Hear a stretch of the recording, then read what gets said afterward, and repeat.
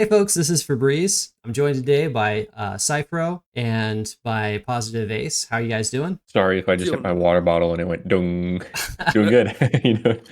doing all right. Just got my tea here. Oh, dude, you got your tea. You're all set. So today Yep. we want to talk a little bit about chapter balance. We've been doing a series. You can check out the other videos on Ace and Syphro's channels. Today, though, we want to talk a little bit about chapter 3 balance, how it flows, some of the things that we would highlight, some of the things we like, some of the things that we are tested in our souls by. And I think that kind of to set this up, I want to talk about how different chapter 3 is from chapter 1 and chapter 2. Because chapter 1 and chapter 2, they're more spread out designs. There's more of a flow, kind of a natural feel, I would say, to the way that things connect and the way that you progress through the map. Whereas chapter 3, because you're set in a castle and you have corridors, it's far more predictable. Of all the chapters, the chapter 3 design is the simplest, I would say, in a way. It's definitely the most structured. And you're not going to spend nearly as much time pathing in general because you can predict where you're going to be and your approaches to POIs. An interesting thing about that is it means that your chances of full clearing chapter 3 are quite a bit higher, I think, than chapter 1 and chapter 2. And that's partially because of the pathing. That's partially because you're going to be scaled significantly starting out chapter 3. So if you get to chapter 3, chances are good that your build is already in a healthy place, or else you would have washed out in chapter 1 or 2. But that's some of the things I think that are interesting to note about how distinct chapter 3 is from chapter 1. One of the things that I found interesting recently about it is how vision towers pretty much, in terms of their effect of revealing points of interest on the map, they matter far less compared to chapters 1 and 2, especially compared to chapter 2. I think that's the most important one because, as we said, it is the most spread out, or like it has the most landmass. And chapter 3, basically, it's just a zigzag motion. You're just going up and down throughout the different sections of it, so it's pretty easy to just go through and you do what you need to do. The only time where you have to really deviate for that is the side quest, potentially, if you don't plan ahead for that one, or if you have to find the key for the mini boss. Really just like streamlined and easy to parse, which I've had thoughts about that as well, how it basically just like gets a little boiled down at the end, which maybe you might, some people might argue, I'm playing devil's advocate a little bit here, that the simplest map should be first and the most complex one should be last because you're like building into it. I personally would disagree with that. I think the way chapter 3 functions in this game, maybe the epilogue is more apt, but it functions a little bit like if you guys played Risk of Rain 2, how that, I guess, area 5 and then the moon as well function, where it's kind of just like a culmination. I guess that's how I'd say, like level 5 and then level 6 are like the chapter 3 and epilogue of this game. So Mm. it's kind of just like a you get to this point, there's a bunch of harder enemies, sure, but you're approaching a wind down until you get to the final boss. Yeah, when they were designing Avalon and they put out their video on it, I remember them saying they were fine with the boss being in the same location every time. They wanted it to feel kind of like the end of the game. You know, you're climbing this castle, you're going up the staircases, you get the mood set on each level, like it becomes a little more red and like gloomy, especially on the top level. And so I'm pretty fine with them saying this chapter is going to be more straightforward with how you run it. You know, just yeah, go left and right, then go up, left and right, and go up, because it does have, like, again, you end up running this chapter pretty much the same way every single time, and I guess that can take away from it. But they are building to this like final boss feeling. And when the claws were the final boss, I remember the first time playing it, I was really stoked going through Mm-hmm. chapter 3 the first couple times playing it. And again, I think with repetition it becomes less interesting because there's less thought process behind what you're actually doing. And the order, for me, the order mainly just comes down to, do I do my grimoire right now or do I wait on that? But I really don't mind the layout of this map. And then one of the big things this map has is the corridors, Yep. which is different. And sometimes there's enemies in there. Like sometimes it kind of functions like a camp, sometimes it doesn't. I do like that they, not all of them, but it is kind of a place where you can target dream shards as well. Like you can farm there and Yeah. have pretty good odds at just going in these if you need a couple more dream shards for something. For sure. And I think maybe a little bit of a speculative add-on here is that something that I would maybe like to see in this chapter concerning the corridors and the map design and the pathing in general is maybe more stuff in the walls like the corridors. It doesn't necessarily have to be a full-on objective, but like maybe, I don't know, an armory. You go in, there's a couple enemies, and then you get a chest, right? Something like along those lines where it's just like another optional mini objective, something easy and quick, similar to how the corridors work with the money. But Mhm. I think that could add a little bit of diversity to the pathing of it and what you prioritize. But overall, I'm pretty satisfied with the design of it as well. Yeah, I think it's going to be a hard chapter in general to, because I think that because your character is going to be scaled so much by the time you get to chapter 3, it's going to skew your perspective on how it feels. If we were to encounter it earlier, I think that if we were in chapter 3 and chapter 3 pathing a little bit earlier in our runs, we would probably notice different things about it. But because we were always playing it at a point where we're already really scaled, I think it colors our perspective on it. But going along those lines, I don't know if either of you have ever done the challenge modifier where that you start a random chapter and you started in chapter 3 and you just tried to play it through. Because chapter 3 is very, very hard if you don't if you aren't scaled. And that's mostly because of the enemy design, their move sets. So I think that's a conversation we could unpack a little bit. I mean, if you're wanting to go in this right now, in our Google Doc, I wrote the point that I think Chapter 3 has the least engaging enemies, and that's almost directly what it means. Is I think a lot of these enemies kind of force you to disengage. There's the wolves, there's the ones that bite you and hold you in place. If you're a melee character, you need to wait for an ability that either has an iframe or something a lot of times to get this damage in. Like sitting there as Scarlet Wolf form and committing to an attack. The wolf's bite kind of comes up pretty quickly. It's hard to judge when it's going to happen. And getting bit and locked in place can very easily end a run. And I think why it feels so bad compared to the other things like tree roots and spider webs is because those are a lot more telegraphed. For the most part, you can see roots are coming at you. For the most part, you can see a spider lining up the web. The wolf bite, it's just a thing of, is it going to happen or is it not? And getting bit by that kind of sucks. Then there's the laser witches as well, which just have this like never-ending column of laser that goes further out and out.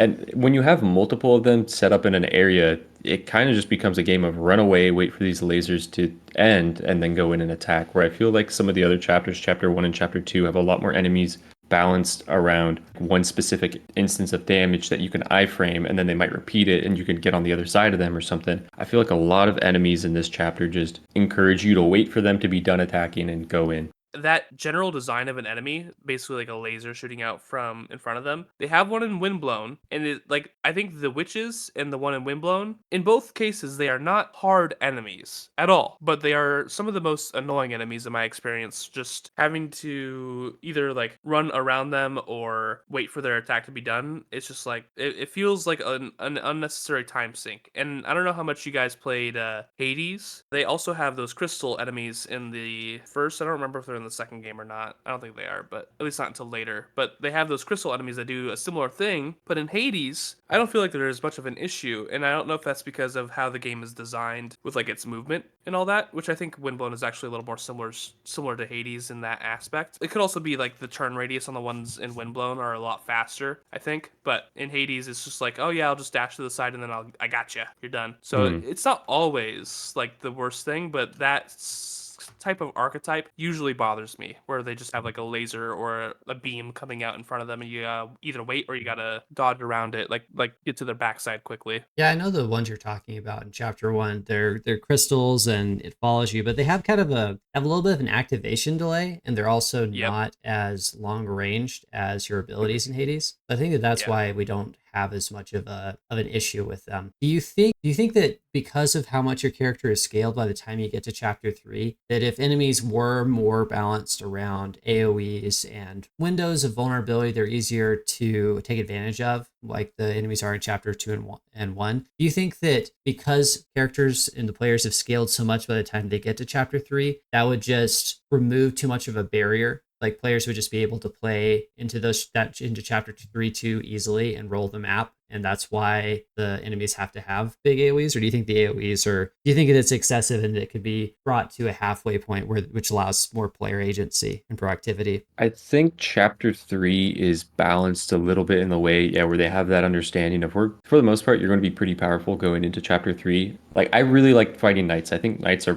pretty fair and balanced. I think knights are a pretty easy enemy in a one-on-one. I think they get tough when there's a lot of them because they have, there's the sword ones with big AoE slams, and then there's the twin sword ones with the big AoEs and stuff. Those are fun to fight because you can see their animations very clearly and you can iframe through them. Even the broomstick witches I think are fair, but I think there's a little bit of gimmick that they know they're adding into chapter 3 to try to trick you in a way to get you killed. Those broomstick witches can activate from so far away and come off screen and snipe you that chapter 3 is kind of balanced in a way of like, you're so strong, we need to kind of break some of the rules that we've had from our enemies in chapter 1 and 2, which feel very, very fair, very like, look at our animations, iframe through them. We're going to add in chapter 3 witches with a laser that you can iframe, but you're going to get hit after. Or the apple throwers aren't a huge problem really, but it's like, we're going to throw AoE explosions all over the map. Yeah. So like you can't really get in here and actually get attacks off. You have to go explode all these apples, like run in, explode all the apples, then like dodge away from all the laser beams, then come back in. So I think, yeah, there is a little bit of a balance to it of they're going to be really strong. Let's kind of, like our fodder enemies, or like lower health ones kind of need to be a little gimmicky to actually get some kills. It's interesting because you look through some of these enemies. So broom witches have an interesting thing that can happen. So if you're up against a wall and a broom witch runs over you, they can sometimes reset the damage like as they touch the wall. They can get 2 ticks off in the space of a breath and just delete you.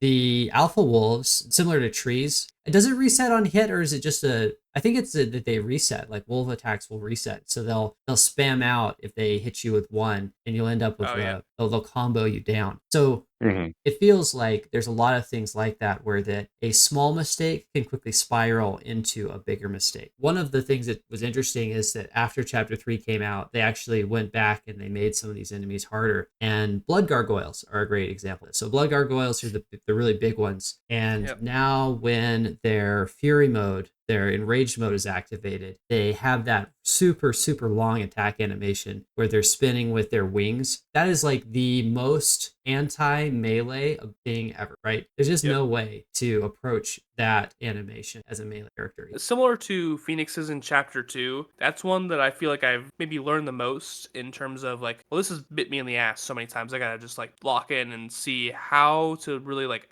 tackle this in any given situation. And I feel like that is one where I've just like, I struggled with it a lot at first, and then it became kind of fine afterwards. Just kind of spacing for the most part, which is harder on the melee characters for sure. But like basically, if I'm playing Scarlet, for example, hitting the guy until he does his like big scream and then he starts spinning like a ballerina. At that point, when he starts spinning, you just power through him. You're on the other side of him, and then it's like, all right, see you later. He's just like off in the other direction, spinning away. So there are, I feel there are ways to handle it. In melee characters, it's a little more tedious for sure, but I think that's kind of with bigger enemies, it tends to be the case almost regardless. The tedium, like for example, the big trees in chapter 1, when they do their AoE slam, that's way more annoying for melee characters because they have to fully back up and then they have to fully get back in. Whereas ranged characters just have to like sidestep a little bit if they're properly spacing, and then maybe step back in a little bit, or maybe they can already reach the tree from outside of his slam range. So a little bit of give and take on both of those things. Like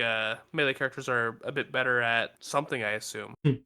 I think, but I think overall Ravenswatch does a pretty decent job with melee. You get in, there's all kinds of iframes and stuff, and so I think that if you look across roguelikes as a genre, compare how difficult a melee character is in Risk of Rain 2, I guess. I know that Ace hasn't played it as much, but compare how much more difficult melee is in Risk of Rain 2 as opposed to melee versus Rain. I think they do a pretty good job over. Chapter 3 is a little bit of an outlier there. I think that, to your point, right, there's definitely things that adjustments that you can make, but I think that one point that Ace has made and that we can come back to is that the adjustment is basically you take a break, right? You go in, you engage, and then you're like, okay, we're going to just chill for 3 to 5 seconds, and then I'm going to start doing damage again. And it's maybe a necessary evil because of how heavily player characters have scaled at this point in the game, Yeah. it is still kind of not like the most fun thing in the world. I think one area is if you look at other enemies in the game, no enemy is really meant to 1v1 you and kill you. Like, take big trees. They have a telegraphed roots, and they have a telegraphed swipe. If you're a melee character, you can play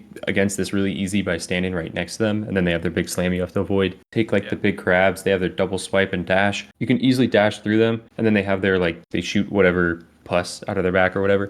Blood gargoyles, I almost feel like they need another move set, like another move in their move set, because they're like one of the only enemies where it's a 5-hit combo. You can't iframe through this. Yeah, you can dash to the back side of them and to hopefully avoid it. They do pivot pretty hard, but they're like one of the only enemies in the game that can easily 1v1 a melee character and actually kill you because of it. Like, even knights. I don't think knights, if you're 1v1 with a knight, you shouldn't die in like almost every scenario, but Yeah.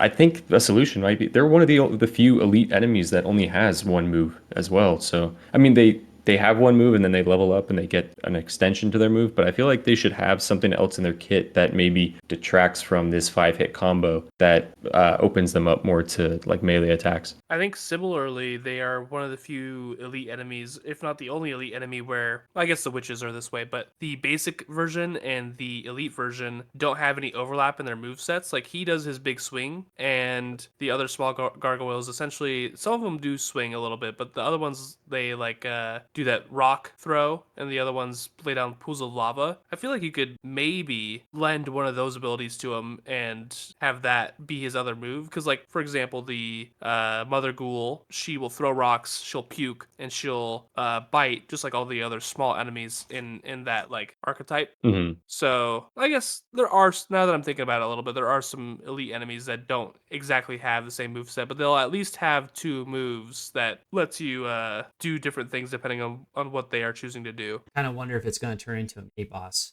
They're going to drop a mini boss that has like sets. True, yeah, like it does the big swing and it also lays lava and throws rocks and all that. Maybe something else as well. Well, we are getting the wolf though, right? We're getting the wolf as the other key mini boss that looks like an actual dungeon that you go into that probably has some barriers, so that's going to be awesome. But I'm guessing that wolf will have some of their own unique moves, but I would not be surprised if we saw a like dash swipe attack that continues if the wolf hits you. I wouldn't be surprised if there's a jumping attack from those wolves and a howl as well. I would imagine 2 out of those 3 are probably reused in that boss fight, but I'd hope that boss fight has some unique things to it, especially to deal with, similar to the Cyclops has something that really deals with multiple enemies at once. Like if you're playing co-op, I would want to see something like that. If it's like in a little dungeon or a cave, they could have the howl like knock stalactites off the ceiling, and you have to dodge not only the big AoE howl, but also a bunch of little circles coming down. Oh yeah, Kinda environment fights would be really, really nice. Yep. Something I wanted to mention, we talked about this in chapter 2, but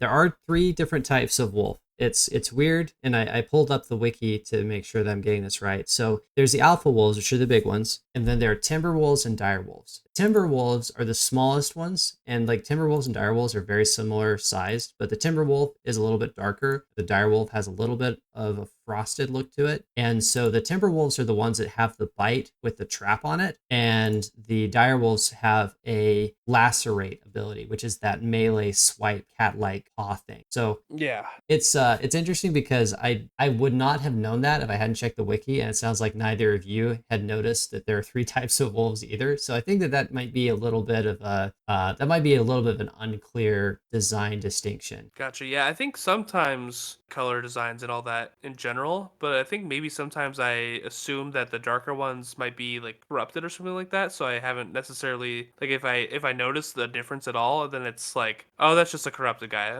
I'm pulling it up just to make sure here. Timberwolf, Direwolf, Alpha Wolf. I mean, yeah, I have definitely noticed that distinction, but I guess maybe I didn't either realize it was specifically like a different version, or I just didn't realize that they do different moves according to their color. So I think yeah. with that information information, I don't think it's going to change how I play it. I don't think I'm going to look at them Yeah. and be like, this has this attack and this has this attack, which would be helpful. I think my brain is just going to be like, Wolf is going to bite me and keep me in place no matter what.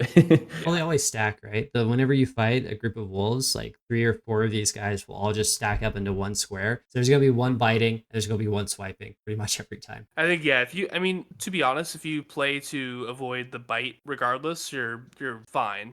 It's just that when that bite does hit you, you're kind of screwed. Especially if you had a corrupted alpha wolf jumping on your head right afterwards, then it's like, oh, 200 damage right there, yay! Yeah, no, they just delete you, or like when you get trapped and there's a howl coming off and escape, unless. What's funny is Sea Dance, speaking of abilities that are just ridiculously strong, Sea Dance can get you out of trap. So I don't know. It's one of those other, like, Melusine is the undisputed queen of ravenswatch. So it also gets you out of the spider route, which is pretty useful. That's one of my favorite parts about it. Is like, oh yeah, I can just like sit here in my attack stance and get hit by a CC ability, especially one that does no damage like the spider route, and then just teleport away. No biggie. We did touch on sword knights and spear knights, but did we also want to talk about mage knights on top of that, like the ones that shoot out the beam from their chest? yeah, definitely. That's actually a really interesting one because they've become better. Because when they were first dropped, the beam life steal, like life drain thing that they did, just never hit. And now that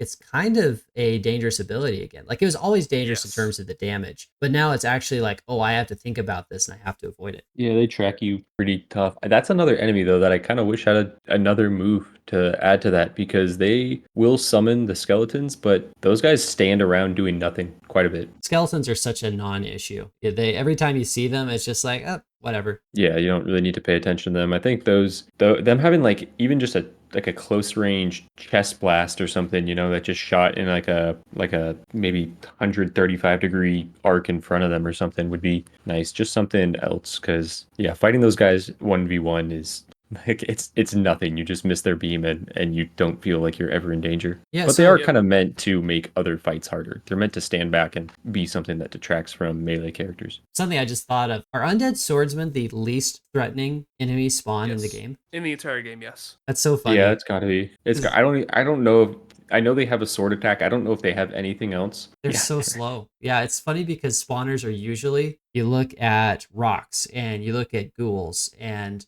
you almost always, or spiders, you almost always focus the spawners first. They're the most threatening thing. And it's completely turned on its head. Like mage knights, you're like, oh dude, this guy, he can just chill out.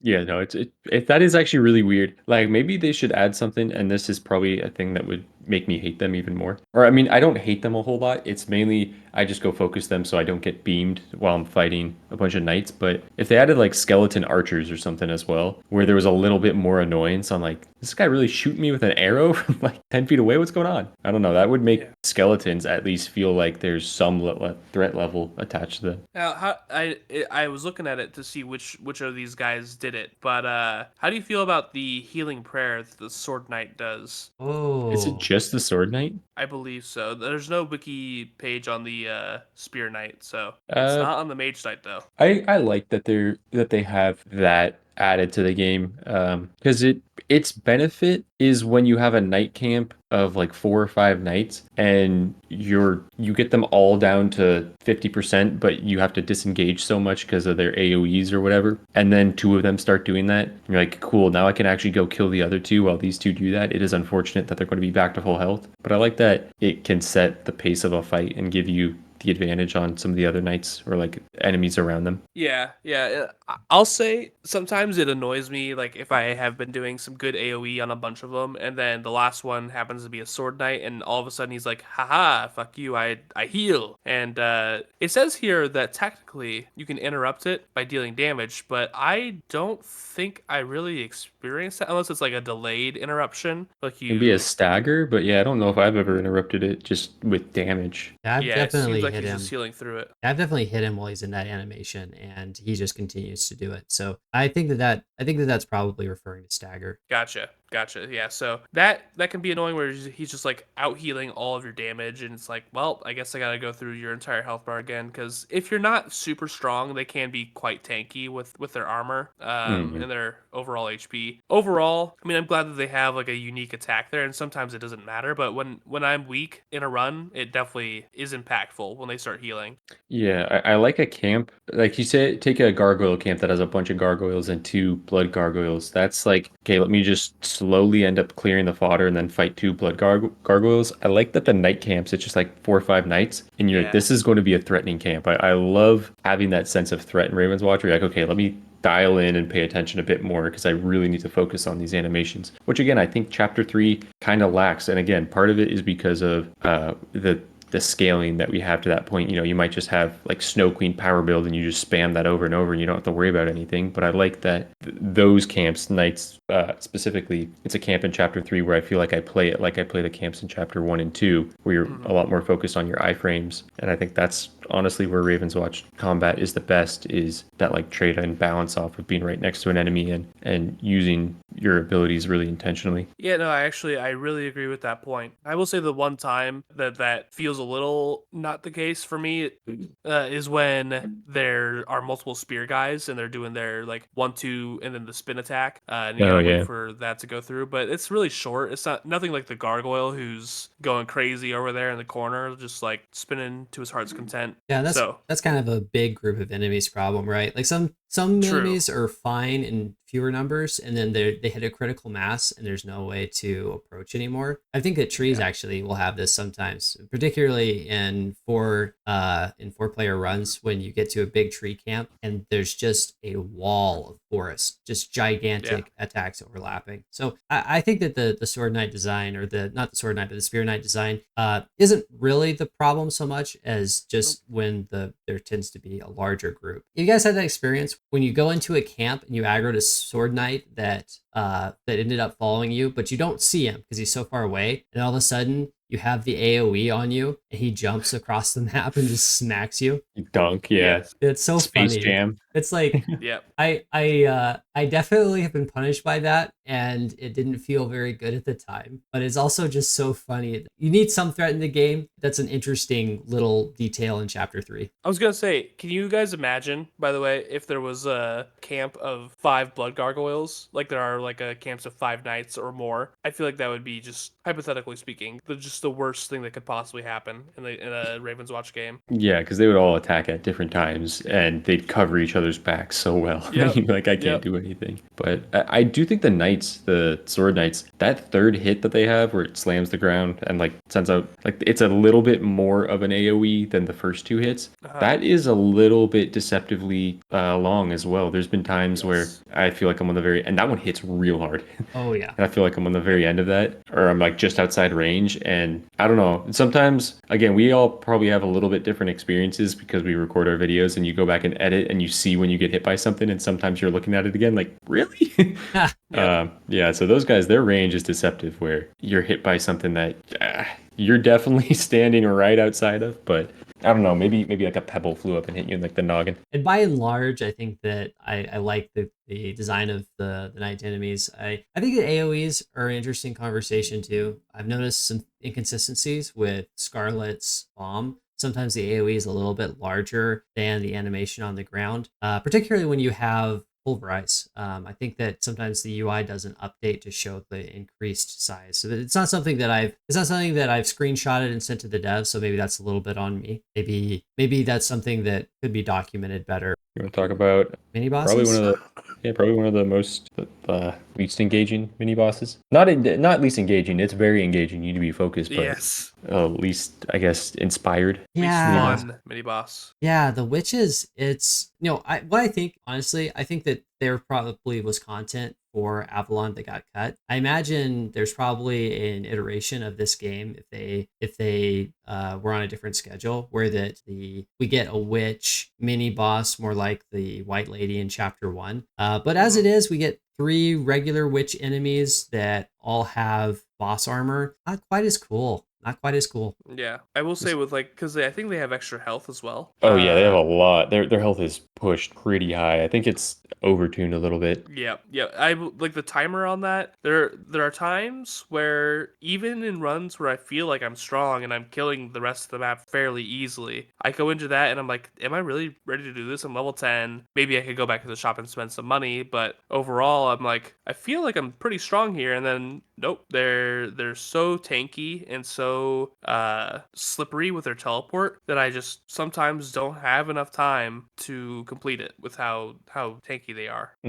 I think if they went with that idea of like these are the boss witches of all the witch archetypes, I know that the laser witch sends out like the triangle, like the three-prong laser, and the apple thrower just has bigger apple explosions. I wish there was a little bit more identity. Like I would have been fine if it was just three witches. I don't even think the broomstick witch has a unique thing about her moveset, but if there was just a little bit more identity to each of these witches that like I think the lightning one probably has the most, like adding the three-prong lightning. But I wish they just took the concept of what each witch does and built on it in a way where they were their own unique thing, but you still understood that this is the head witch of that archetype. Yeah, I think something like that would have been cool. But it's done now. It's in the game. It's a little bit rough, I'd say, as opposed to a lot of the rest of chapter 3. Hopefully, Yep. when they introduce the new boss fight with the wolf in a cave, or some kind of a dungeon area, that'll be pretty sweet. I think that'll be a really fun direction for the game to go. So look forward to that. But I think that right now that mini boss isn't as good as of a place. But I think that maybe, speaking of like developer time and trying to make space for things, maybe a lot of that effort and time that could have gone into the witches went into Arthur, because Arthur is another one of those really ambitious high lift, like high energy lift kind of designs. And by and large, I think Arthur is solid. I wouldn't say that I enjoy the experience of Arthur as much as I enjoy or appreciate the Cyclops, but it is more unique than the Three Little Pigs. Although the Three Little Pigs are cool because there's variation. I think the gameplay of Three Little Pigs is honestly probably more interesting to me than King Arthur, but the storytelling of King Arthur is better. Yeah, yeah. Especially when you press tab and wait for the dialogue to be done. That's another thing. Yeah. Okay, so maybe it's a little bit the way that we play the game, but the Arthur delays, like for the dialogue, like you trigger the teleport, and then she goes to Kranon Ur, and you trigger another dialogue, and that's so annoying from I just want to clear the map. It would be nice if there's a way to accelerate that a little bit. Because it's interesting because there's dialogue with the Three Little Pigs, but that doesn't actually stop the gameplay. She should just open it the second you finish the like night cave thing. It should just be open Yeah. after that. Arthur is a fight that I want to like more. I feel like the Cyclops, no matter what, even if it gets bursted down, I have to fight the Cyclops quite a bit to get to the stagger before I burst the Cyclops down. Arthur, I feel like sometimes it is just instantly obliterated. I remember having a stream, Febreze, that you were in, and I, for the first time, or no, I mentioned like seeing the laser for the first time. I'm like, Oh "Did you yeah, guys know yeah, he yeah. lasers the tree?"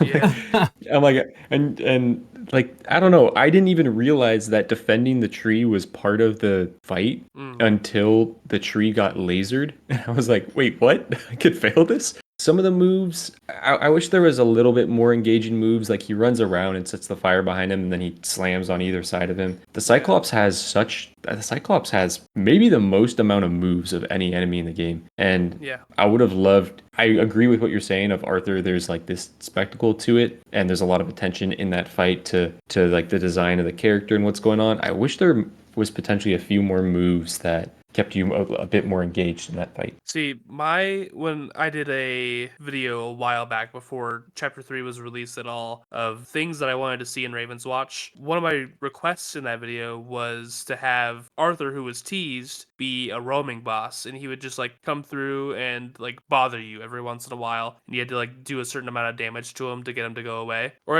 I guess it wasn't necessarily revealed that it was Arthur before, it was just kind of like a headless horseman character, but that was essentially what I was hoping for 4. And I think, like, for me personally, I like the way Chapter 3 is now, and I like the way Arthur is now. But I think that would kind of, with some other changes, be a little bit of the best of both worlds with how, like, we were talking about, like, oh, Chapter 3 kind of gets a little, not stale, but repetitive and, like, samey in the way that you approach it. And then also in the way that, like, Arthur might not have the most diverse, like, he has pretty unique attacks, but there's what, 3 of them that he does: the slam, the fire trail, and the 2 half circle AoEs. That was just kind of like a hypothetical that I threw out there, and it was, to be fair, probably way after they developed the character in the boss fight in the first place. So it was kind of like an empty wish. Like, I wasn't asking them to do it. It was more like, I hope this is what they did. But in the end, we still got a fun boss fight. I will say, like, compared to the Cyclops, yes, he does not really hold a candle. But compared to the witches, I would much rather fight him any day of the week. Credit where credit is due. Like, they definitely thought a lot and worked really hard on the art assets and all the things around Arthur. I love to have roaming boss. I think that'd be a fun thing. Like, if we started looking into alternative chapters, sometimes you get Avalon and sometimes you get something else. It'd be fun to have some of these other mechanics we're talking about in those instead. Although chapters take a long time to come out, and I think that if the degree of stress that we feel when we see a straw quest, I can only imagine if there's like a preferred and a less preferred chapter, the kind of negative endorphins that you're going to have in your brain the moment you spawn in. So there's definitely going to, if we do go that direction, it's going to be really hard to add content to the game without biasing players towards, just one particular outcome. And if they don't get it, then they're just angry because they didn't get the RNG they wanted. Right. And like we've referenced the game a few times already, but Risk of Rain 2 has those alternate areas that you can go to. And I think there's a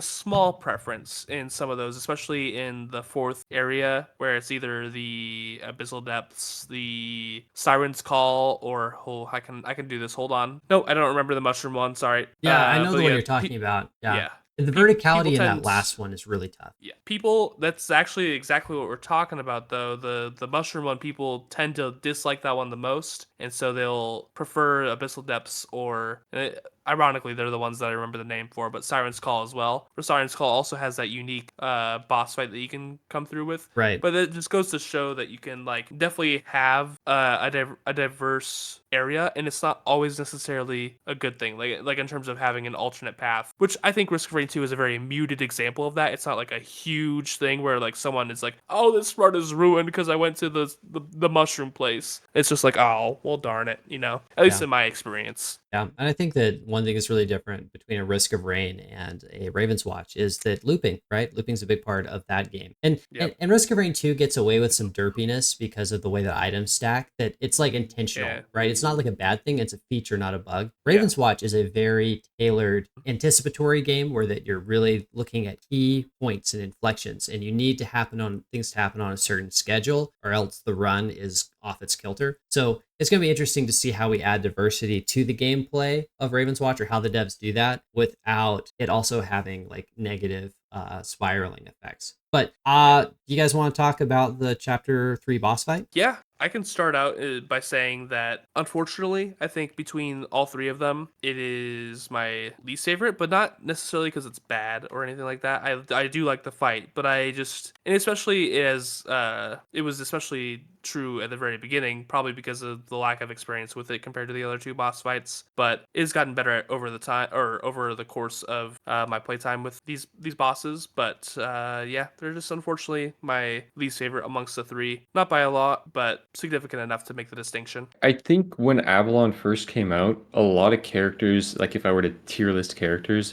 that was drastically different the second Chapter 3 came out, specifically because of these bosses and your ability to stagger some bosses. I remember struggling with getting my first win on Melusine, surprisingly enough, her being one of the best characters, because I felt like I never had a build that was good enough to stagger these bosses quick enough, and I felt like I was in the 7 to 8 damage cycle range for killing these bosses. I think it's a lot less of an issue now. I really haven't noticed it as much, except for doing like challenge runs where I know I'm under level. But I really like these bosses in the sense of they seem the hardest to me, and a like clutch tight run against these bosses feels like the most rewarding run in my mind. Like these are the most rewarding bosses to beat, especially with how their damage phase works. If you can say you have them both around like half health and you have pretty poor damage and you manage to kill one, and just as they're standing up and you get the bonus time to go over to the other one and do damage and potentially kill that one, I feel like the damage cycles of these bosses are really, really hype, because missing the damage cycle, it's like, oh no, this one's going to have health again. We're going to go through this again. So I feel like that it's pretty engaging there in that aspect of it. I also feel like it's changed as I've gotten more knowledgeable about that fight, because sometimes if you're struggling with damage, you think, oh, I'm going to focus down a boss, but then the boss revives and it gets a bunch of health back. And so if you have a low damage build, one of the adjustments that you make is you don't try to finish a boss until you have them both low. And so maybe it takes 3 or 4 damage cycles, but at the end of that, at the end of that, once you've worked them down, you are able to get both of them, to take both of them out in short order. So there's definitely been an adjustment in my play as I've gotten more proficient. But I also think that there's an adjustment too as we've learned to play with some characters a little bit better. Because I definitely have had that experience with Ice Queen, when I've been having a pretty decent run and I get to chapter 3 and my build, there was just no way with the Ice Queen build that I had that I could ever beat that chapter 3 boss. And I think that in general, ravenswatch, one of the strongest aspects of it is the character design. Some characters you will think are terrible, and then you'll have 50 games on them, and all of a sudden something will click, and you'll realize what a strong aspect of that character you missed on your first pass. Yeah. Mm.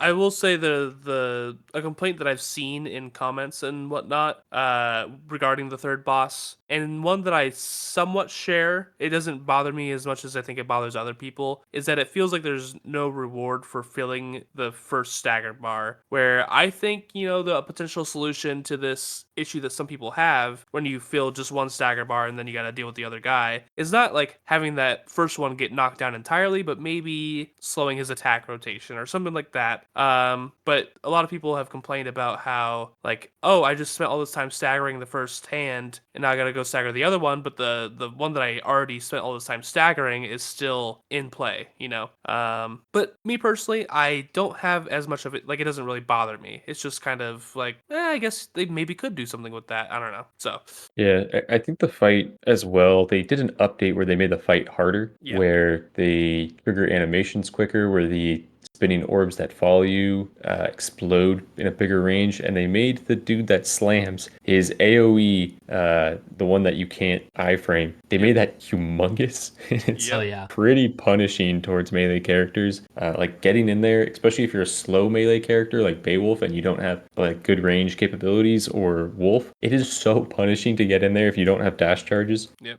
That is a really nasty situation to be in sometimes. Like I hate that moment when you get to, because that boss fight is one of the ones that can be trivialized the most, right? The enemies get close together, you have a really broken build, and you win that whole fight in 5 seconds, right? There are situations where that happens, but in situations where it's a little bit more competitive, I just dread approaching that melee boss, because I play a lot of melee characters, and every time I'm like working on the range boss, and I finally wear it down, I get the stagger bar, and I look at my heart just sinks. I'm like looking at the melee boss, and I'm like, oh, this dude's gonna suck.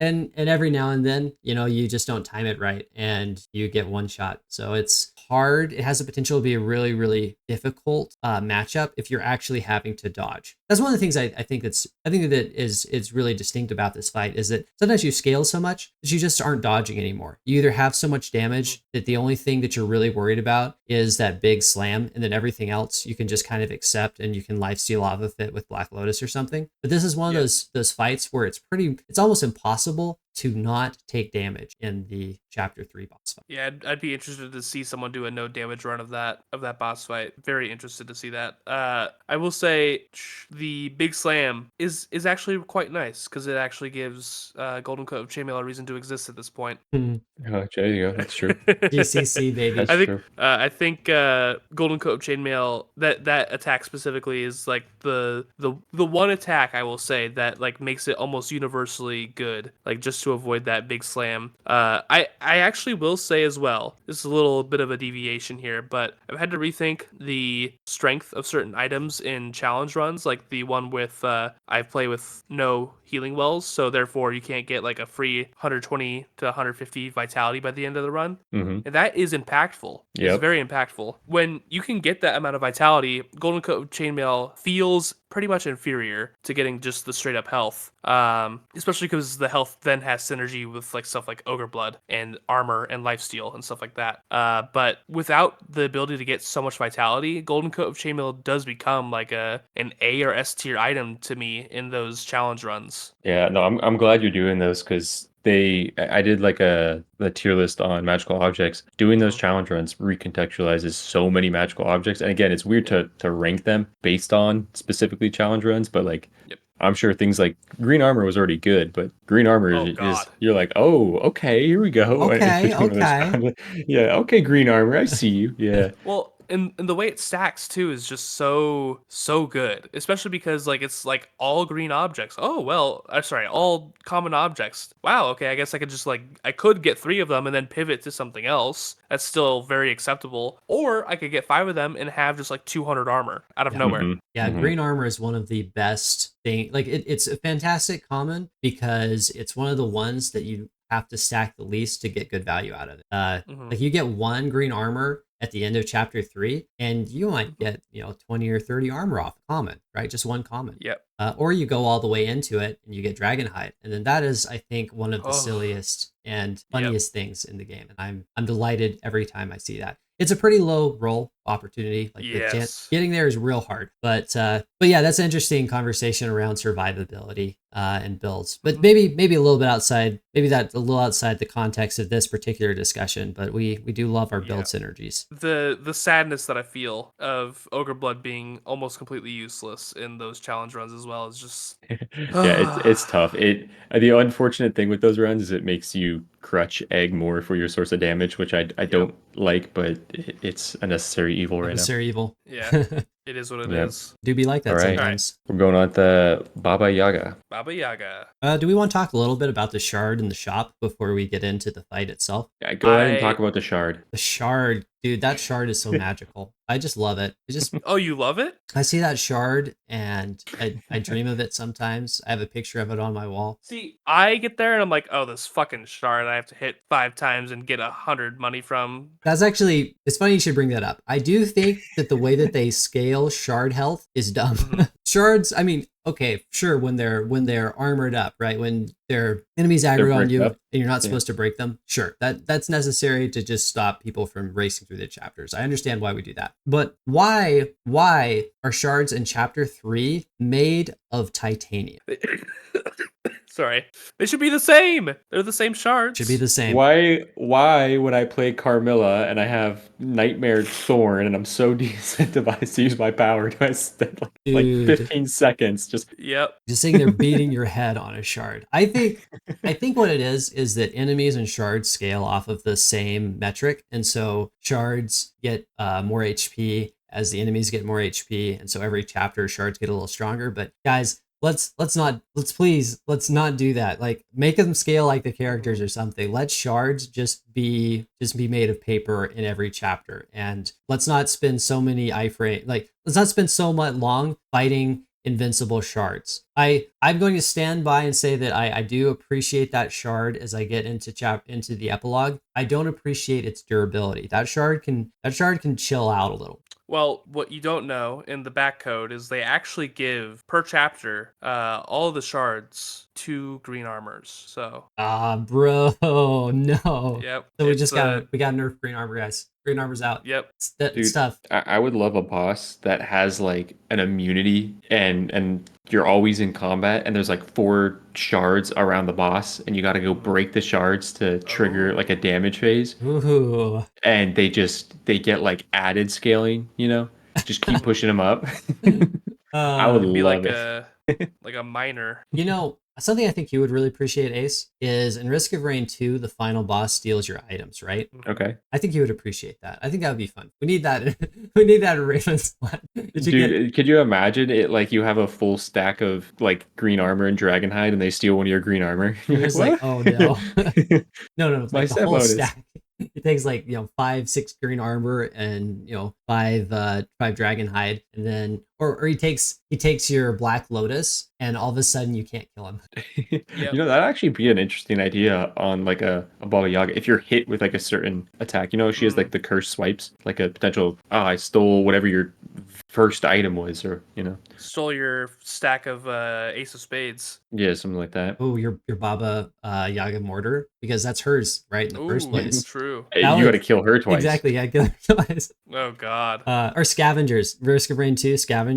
Yep. Dude, those are They're some little- wild. Again, Okay, like so Risk of Rain's a derpier game. I think that it's harder to do Yes, that kind very- of stuff in ravenswatch. But anyway, They're very different games. Uh, Very different. how about skulls and the little dudes that spawn in? I don't know what to call those. Like, well, you want to Chicks, they're talk called about chicks. entering the house? yeah, entering Yeah, the they're chicks. house. Sorry, what did we call them? Does someone have a name? Is it? I Are believe those they're called chicks? I believe they're called chicks. Well, chicks. Those are some of the that's what she- nastiest birds ever. That's what she calls them, at least. So Yeah, no, she does. That phase is normally completely forgettable. In a tough challenge run, it can be kind of difficult because there's like a little bit of a bullet hell thing going on there. Yeah, But that phase is, I don't know, that phase normally doesn't really do anything in the grand scheme of the fight. isn't it funny how the little bird thing, like, okay, so if they are called chicks, they do borrow the movement animation, like the little ones, from Rocklings. So that's kind of an interesting connection Oh, between them and yeah. chapter 2. I don't know if you guys have noticed that, but to me it looks like the same exact animation. Yeah, I think it is. yeah. The skull phase, I think the purple and red skull phase is never really too challenging. That Yeah. green skull phase though, that can mess you up. Like standing right in front of a green skull as it shoots something out can kill you very easily. Yeah, and sometimes the poison that she lays down, in my opinion, this could be like that carrot thing again, but in my opinion, it's a little hard to see sometimes. Brother, I have not eaten enough carrots to see those. Those ones are tough. Yeah. Dude, Yep. I've actually got a bag of carrots open beside me. I've been crunching on them during our conversation since we talked. I can feel my senses sharpening, but I don't know if I can see those pools, man. Mm-mm. They are quite difficult though. It's like I'll be running through, going to the next skull, and all of a sudden I'm taking like 2 ticks of 40 damage. I'm like, what the hell? Oh, there's a pool there. What the? Get me out of Yeah. here. There's also, And go ahead, Ace. the attack range on those skulls, like the range they can detect you from and like actually shoot their attack off, you can have like 4 of those triggering at once, and that's quite a bit of map that's being covered. Okay. And the ones that are right next to you, you have very slim windows of areas to move to dodge those if you're not using an iframe, and then you got all the stuff coming around like that phase. I have died in like some pretty important runs, luckily co-op runs, but like I understand deaths in that particular part of the fight. He's a man of the pretty easy. people. Yep. Man of the YouTuber people. listeners, Ace is mortal. He understands this. Well, the purple is honestly like a joke of a phase. Like Mhm. it's so easy, and then the red is like just slightly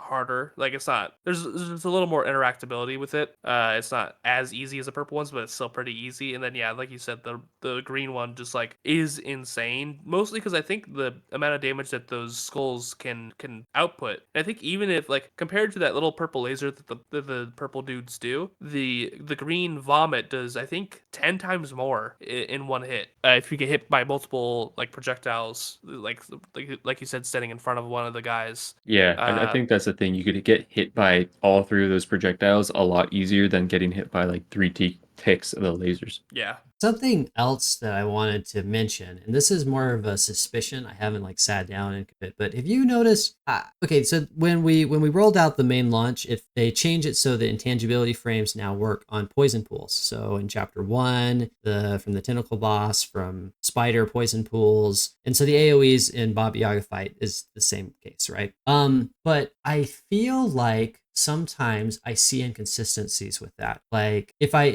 come into an AOE damage instance with my intangibility on, I don't have any problems. But sometimes when I try to activate it or I try to iframe it, I'm just like passing through. Maybe like I think that in the chapter 3 bosses, when they're doing one of their spinny attacks, I think it's actually an AoE damage instance technically on the bosses. And I notice sometimes I feel like the damage is coming through the iframe, and I'm not sure if that's a perception thing or if there's actually something going on. I think you can get hit. Aladdin's carpet, you can get hit by the poison in Baba Yaga's fight, but you can't with the spider's poison or the fire. Really? Yeah, it's crazy. Oh, Yeah. that's weird, dude. That doesn't feel like an intentional thing then. Yeah, I don't know if there's a Yeah. timing to it, like what you're saying. Like I haven't picked up if it's like, did I use my carpet as I was in the poison, or did I just fly through it? But I know that I've been hit by the poison in Baba Yaga fight. So weird, dude.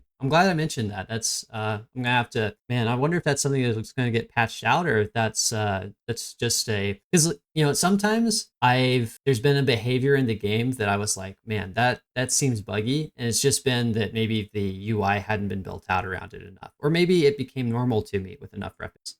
I think it is a known issue. I think I did see it. Someone posted it in the game or in the Discord after they fixed the carpet not being hit by the fire. Okay, so Baba Yaga herself. I feel like a lot of characters can kind of counter Baba Yaga pretty easily. Like I feel like Wukong almost has no case why you should ever take damage from Baba Yaga with Wukong's kit. But her main attacks, like the main thing that I worry about is those 2 swipes, because there is very much times where I feel like I've dashed through her back, and I think where instance of damage can trigger on her swipes is the very back side of her. Yeah. Because there's times like that, and I feel like for that reason, that is the most threatening attack that she has. Yeah, there's sometimes where I personally have an issue where I'm trying to go too fast and I will cancel the last fourth of my dash and get an attack off or something like that. But it's like, oh, I actually needed that space, and I'll get hit by something on accident. And that happens most often with an ability like that, I feel. Yeah, and I think that sometimes as you get more familiar with the character, you start feeling a lot less punished by stuff. I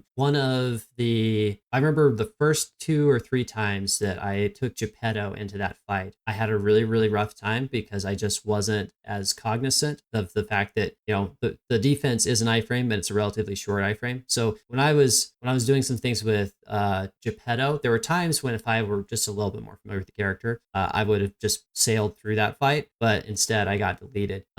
There's also a conversation there, I think, around melee versus range survivors. I mean, not survivors, characters. Did you hear that Risk of Rain coming out there? My bad.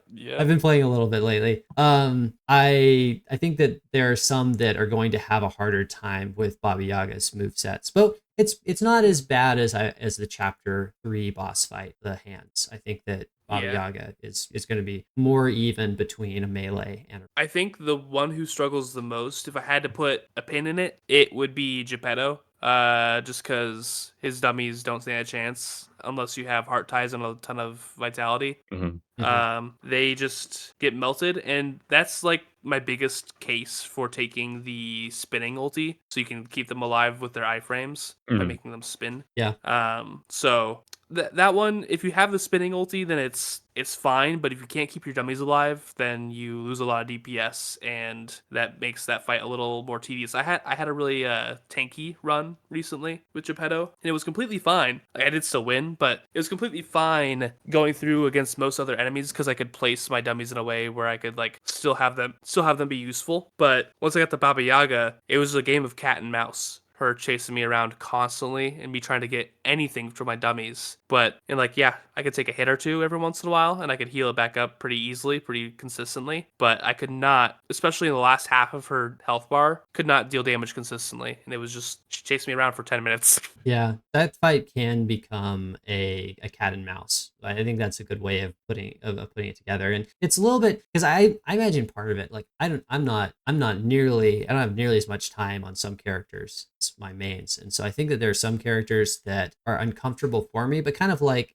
what Ace described with chapter 3, when you figured out the right things with Melusine, all of a sudden that fight became, fairly straightforward. But until you had that, it wasn't manageable. Geppetto, definitely one of the things that's crippling for him in that fight is that Mega Puppet is not really viable. Like it's very hard to get Mega Puppet out and have it do well in the Baba Yaga fight. Yeah, I think the other thing that really struggles in that fight that I find very comical, but I hate, is any dash like Vajra build or something playing like leaping strikes. You can do it, you just can't attack her while she's doing her laser beam. You can run Yep. through her at any other time, but the amount of times that I have been on the other side of the laser, like Aladdin, you can backflip over her still, and you're on the other side, and you're like, okay, let me go attack her. And you try to leaping strikes her, and you just bounce off. That's such a Yep. frustrating feeling because she's the only enemy in the game that has something like that. I remember first fighting Baba Yaga and being super caught off guard with that fact, but I don't know, that feels bad sometimes that you're just walking around her and you are in a position to deal damage, but you can't deal damage because you're going to bounce off of her and be stunned and then Yeah. get lasered down. Yeah. Yeah, it happens with Carmilla's special as well. If you try to special her, you'll just like run Oh into yeah. the eyeballs and bounce off. Yeah, that I don't know. It feels bad again, especially when you're on the other. Because Carmilla, you can defense to the other side of her and then be like, okay, cool, Yep. let me get an attack off. I have a nice injection build, and you're Yep. just like, no, you can't attack me during this, which is kind of rough. At least injection Not allowed. works now. Yeah, at least it works. Anything else on her? I feel like the rest of her kit's pretty. The only other thing that can be a little sketch is when she's like pinned herself against a wall, and then she does the laser attack. Now you're like, oh, I really gotta, I really gotta pay attention now and Yeah. take care of this. That's like the only other time I find her attacks to be super threatening. If you are doing a challenge run and the fight goes long, I was doing a 7 negative modifier stream and I got hit by a tentacle that I thought I was out of range on, and it one shot. Those can be tough when there's a lot of tentacles, but most fights, like outside of like harder challenge runs, I don't feel like your fights go that long. So I don't think that experience is too impactful, like 95% of your runs. So something I will say is that when Avalon first came out and those claw bosses were the last enemies in the game, I was super low on Vorpal Blade and I guess Goldilocks Porridge, and just like how Baba Yaga has been implemented with how many ads she spawns, even the tentacles in the very last phase.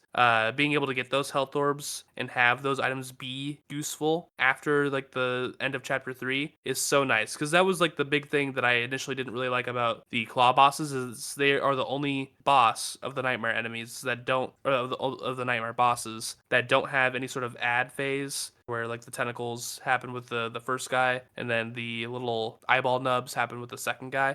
They're the only one, or yeah, they're the only ones that don't have anything that spawns health orbs or anything like that, or like, you know, things that you can kill with Vorpal Blade. Right. So I like that her boss fight does bring back that functionality, because it was like before in chapter 3, if I saw Vorpal Blade, I'd be like, why would I take Vorpal Blade at this point when I just killed Arthur? I have like half of chapter 3's map left. There's no point to take Vorpal Blade at this point. Whereas now there's a much better case for it when you can kill skulls faster, you can kill the chicks in the first area faster, you can kill the tentacles in the last phase faster. It's a much better solution to me to have that in the last part of the game, considering so many items rely on, you know, being able to kill enemies quickly, like Vorpal Blade and the health orbs for Goldilocks Porridge. One other shout out item I would say is the Baylor's Eye. So Baylor's Eye, well known, it's well established. It's a very, very strong item, and some people would just call it straight out broken. And I think that if there is a balance to it, if there's a balance around Baylor's Eye, it's probably the Baba Yaga. There's a lot of characters that fight exposes. If they have a Baylor's Eye, it takes away a lot of their iframes. And there's a lot of, you know, mobs and stuff you have to fight before you unlock the fight itself. So I think that Baba Yaga is one of those bosses that if you're debating picking up a chapter 3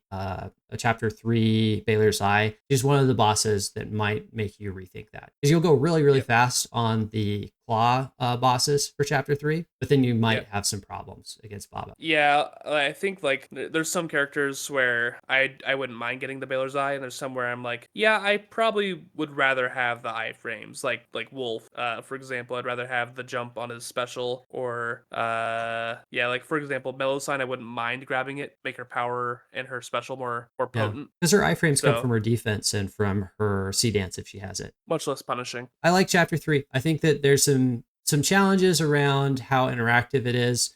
There's a design decision around how the pathing works, but I like that. I like that we have a chapter that has a straightforward approach. I know that it's different from the others, but it's not a problem in my mind. And overall, I'm excited to see changes to mini bosses, and I think that it is a good like final crown to top off, cherry on top for Ravenswatch. And they worked really hard around the aesthetic and the feel of the chapter. And I really want to give them credit for that side of it, because it is very unique and it is a really cool design. Yeah, I'd say I like it overall. I think just maybe due to the amount of time that I've had with it, like I'm more familiar with chapters 1 and 2, so it's easier to call them my favorites, especially chapter 2. I think it is just kind of by default my least favorite, but not in the way that I feel like it's bad or anything. It's just, you gotta have one least favorite. You gotta have a favorite and you gotta have a least favorite. So All the children it can't be your unfortunately favorite child, right? exactly. Yeah. It drew the short end of the stick. It's a nice chapter. I like its uniqueness at the very least. So Yeah, Febreze, you gave me a little bit of motivation to do that one chapter thing. Unfortunately, you can't pick your chapter when you do that, but like yeah. do chapter 3 and see how chapter feel.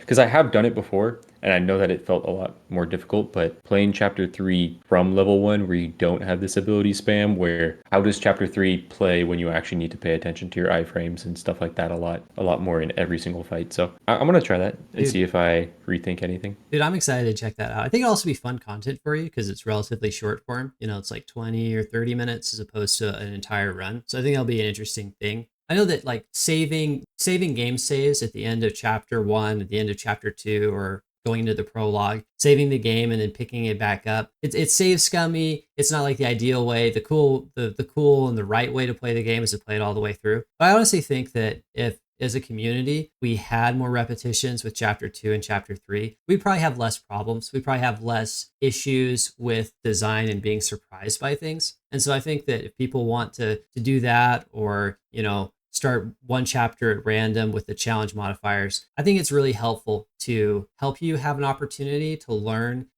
enemies and interactions and understand the design. And you should do whatever you want, do whatever you enjoy. But I think that chapter 2 and chapter 3 you might enjoy a little bit more if you have the chances to embrace and play through that experience more frequently than you will just going straight from chapter 1 every time. Anything else, y'all? How you feeling? I feel good. Feel good. Well, thanks for checking out the video. Thanks for coming here and talking with me, guys. And we'll see you in Reverie. Sounds good. All right. Well, thanks for having me. Yeah, of course. Yeah, thank you. Good talking, See you y'all. later.